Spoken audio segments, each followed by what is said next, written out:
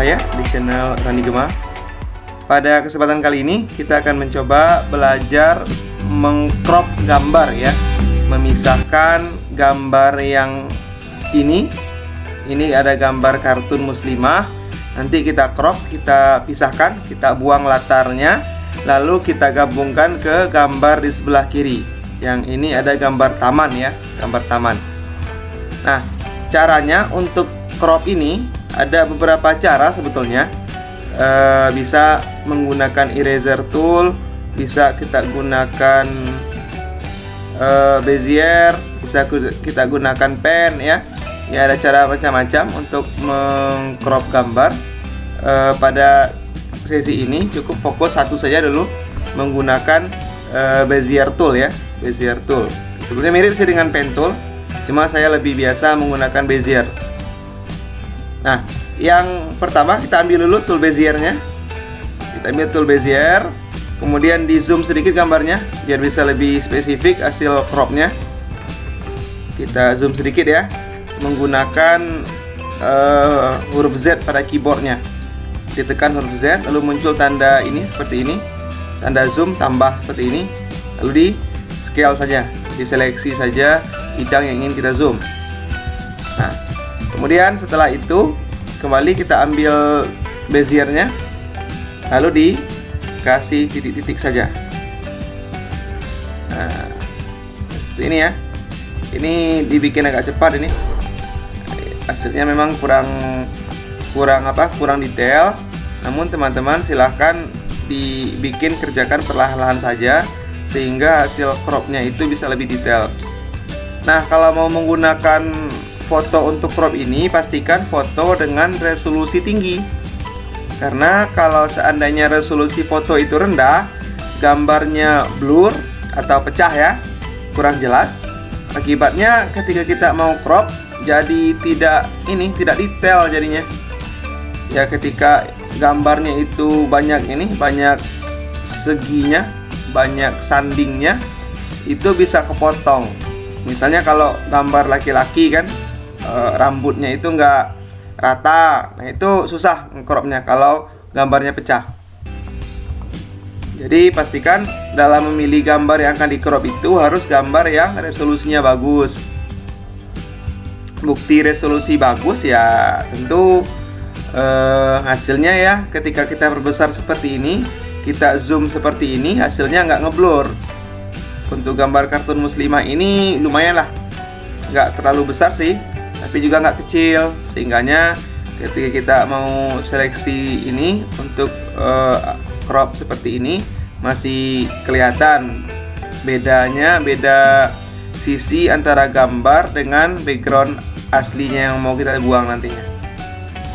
Lanjut terus ya, sambungan ininya, sambungan Beziernya tinggal diklik-klik saja, titik-titik saja pelan-pelan.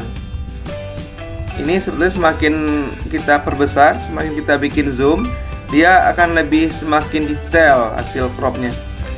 Ini karena untuk latihan agak cepat saja. Nah, kalau sudah selesai, ini sudah selesai ya, sudah selesai sampai akhir, kita gabungkan ujung Bezier yang akhir ini dengan ujung Bezier yang di awal. Ya, ini ujungnya. Nah, kalau bukti ini bergabung, kita kembali dulu ke pick tool. Kalau ini sudah berhasil bergabung, maka ini bisa dikasih warna. Ya, bisa dikasih warna. Nah, tanda dia bergabung. Namun kalau tidak bergabung, dia tidak nyatu antara akhir Bezier dengan awal Bezier tadi, dia nggak bisa dikasih warna seperti ini. Dan akibatnya nggak bisa di-crop. Ini kalau sudah berhasil seperti ini bisa di-crop ya. Kalau sudah bisa dikasih warna seperti ini. Nah, kita crop, caranya mungkin masih ingat ya, cara memotong objek seperti materi sebelumnya, di video sebelumnya. Kita klik bidang pemotongnya, yaitu ini tadi. Nah, kemudian kita ambil shift, ditahan ya, bukan ditekan tapi ditahan, lalu diklik bidang yang kedua, bidang yang akan dipotong. Nah, setelah itu muncul beberapa tool ini. Ya, barangkali masih ingat, kita mau memotong tengah ini ya, memotong tengah.